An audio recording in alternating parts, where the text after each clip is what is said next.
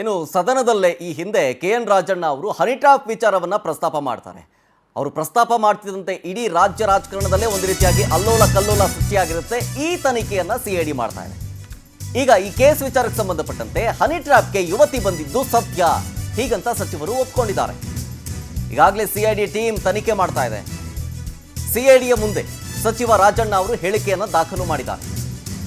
ಏನಂತ, ನಾನು ಹನಿ ಟ್ರ್ಯಾಪ್ಗೆ ಬಂದಿದ್ದ ಯುವತಿ ಕಪಾಳಕ್ಕೆ ಬಾರಿಸಿದ್ದೆ, ಮಾತನಾಡಲು ಬಂದು ಕೈ ಹಿಡಿದು ಎಳೆದಿದ್ಲು ನನ್ನನ್ನ, ಆದರೆ ಆಕೆ ನನಗೆ ಪರಿಚಯ ಇಲ್ಲ, ಆಕೆ ನೀಲಿ ಬಣ್ಣದ ಬಟ್ಟೆಯನ್ನ ಧರಿಸಿದ್ಲು, ನೀವು ಹುಡುಕಿ ಸಿಗಬಹುದು, ನಾನು ಗುರುತಿಸ್ತೀನಿ ಆಕೆಯನ್ನ, ಹೀಗನ್ನೋ ಹೇಳಿಕೆಯನ್ನ KN ರಾಜಣ್ಣ ಅವರು CIDಗೆ ಕೊಟ್ಟಿದ್ರು. ಇದೆಲ್ಲವೂ ಕೂಡ ಶುರುವಾಗಿದ್ದು ಸದನದಲ್ಲಿ KN ರಾಜಣ್ಣ ಅವರು ಯಾವಾಗ ಹನಿ ಟ್ರ್ಯಾಪ್ ವಿಚಾರವನ್ನ ಪ್ರಸ್ತಾಪ ಮಾಡ್ತಾರೆ, ಕೇವಲ ನಮಗಷ್ಟೇ ಅಲ್ಲ,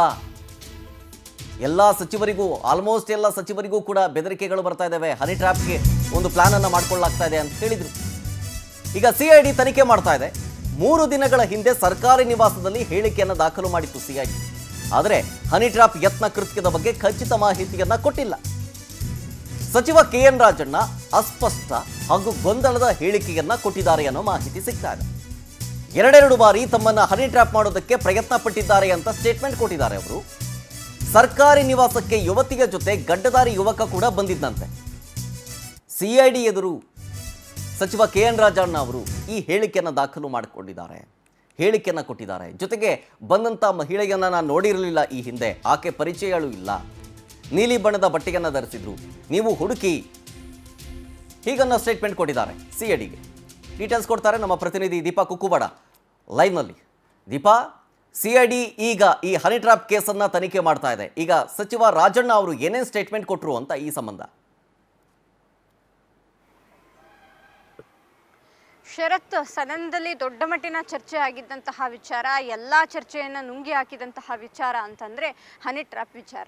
ಇದು ಯಾವಾಗ ಶುರುವಾಯಿತೋ ಅಂದಿನಿಂದಲೂ ಕೂಡ ಒಂದಿಷ್ಟು ಪಕ್ಷಕ್ಕೆ ಮುಜುಗರದ ಜೊತೆಗೆ ಯಾರ್ಯಾರ್ದು CD ಇದೆ, ಯಾರ್ಯಾರಿಗೆ ಹನಿ ಟ್ರ್ಯಾಪ್ ಆಗಿದೆ ಅನ್ನುವಂತಹ ಗೊಂದಲ ಚರ್ಚೆ ಜನರಲ್ಲೂ ಕೂಡ ಮೂಡಿತ್ತು.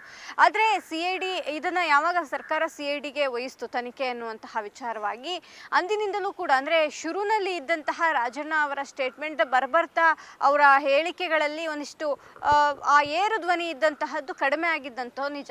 ಆದರೆ ಇದೀಗ CID ಮುಂದೆ ಅವರು ವಿಚಾರಣೆಗೆ ಹೋಗಲೇಬೇಕಿತ್ತು, ಯಾಕಂದರೆ ಅವ್ರ ಮೇಲೇನೆ ನಡೆದಿದೆ ಅನ್ನುವಂತಹದ್ದು ಅವರು ಸದನದಲ್ಲಿ ಹೇಳಿದ್ದಂತಹ ವಿಚಾರ. ಹಾಗಾಗಿ CIDಗೆ ಹೋಗಿದ್ದಂತಹ ವಿಚಾರಣೆಗೆ ಹೋಗಿದ್ದಂತಹ ಸಮಯದಲ್ಲಿ ಒಂದಿಷ್ಟು ಗೊಂದಲಗಳ ಹೇಳಿಕೆಗಳನ್ನು ಅವ್ರು ನೀಡಿದ್ದಾರೆ ಅನ್ನುವಂತಹದ್ದು.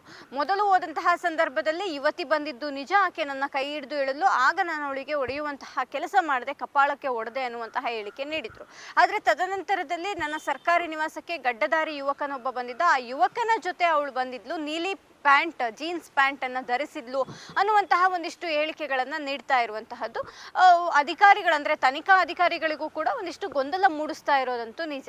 ಆದರೆ ನಿಜಕ್ಕೂ ಏನಾಗಿದೆ ಅನ್ನುವಂತಹದ್ದು ತನಿಖೆಯಿಂದಲೇ ಹೊರಬರಬೇಕು. ಆದರೆ ರಾಜಣ್ಣ ಅವರ ಹೇಳಿಕೆ ಜೊತೆಗೆ ಅವರ ವರ್ತನೆ, ಯಾಕಂದ್ರೆ ಶುರುವಿನಲ್ಲಿ ಇದ್ದಂತಹ ಜೋಶು ಅಥವಾ ಹನಿ ಟ್ರ್ಯಾಪ್ ವಿಚಾರವಾಗಿ ಸದನದಲ್ಲಿ ಮಾತನಾಡಿದ್ದಂತಹ ಆ ಒಂದು ವೇಗಕ್ಕೂ ಕೊನೆ ಬರ್ತಾ ಆಗ್ತಾ ಇರುವಂತಹ ವೇಗಕ್ಕೂ ಲಾಟ್ ಆಫ್ ಡಿಫ್ರೆನ್ಸ್ ಇದೆ. ಹಾಗಾಗಿ ಎಲ್ಲೋ ಒಂದು ಕಡೆ ಗಾಳಿಯಲ್ಲಿ ಏನಾದರೂ ಗುಂಡೊಡಿದ್ರ ಅನ್ನುವಂತಹದ್ದು, ಮತ್ತೊಂದು ಕಡೆ ಯಾರಾದರೂ ಹೆಗಲ ಮೇಲೆ ಇಟ್ಟು ಗುಂಡನ್ನು ಹಾಕಿ ಬೇರೆಯವ್ರಿಗೆ ಏನಾದರೂ ತಾಗುವಂತೆ ಮಾಡಿದ್ರ ಅನ್ನುವಂತಹದ್ದು ಕೂಡ ಸದ್ಯ ರಾಜ್ಯ ರಾಜಕೀಯದಲ್ಲಿ ಚರ್ಚೆ ಆಗ್ತಾ ಇರುವಂತಹ ವಿಚಾರ. ಆದರೆ ಅವರ ಹೇಳಿಕೆಗಳನ್ನು ನೋಡ್ತಾ ಇದ್ರೆ ಅದು ಕೂಡ ಗೊಂದಲ ಇರೋದ್ರಿಂದ ಮುಂದೆ ಈ ತನಿಖೆ ಯಾವ ಹಂತದಲ್ಲಿ ಸಾಗುತ್ತೆ, ಯಾವ ರೀತಿಯಾಗಿ ಇರುತ್ತೆ ಅನ್ನುವಂತಹದ್ದು ಕೂಡ ಸಹಜವಾಗಿ ಕುತೂಹಲ ಇದೆ. ಶರತ್, ಥ್ಯಾಂಕ್ ಯು ದೀಪಾ ಡೀಟೇಲ್ಸ್ಗಾಗಿ.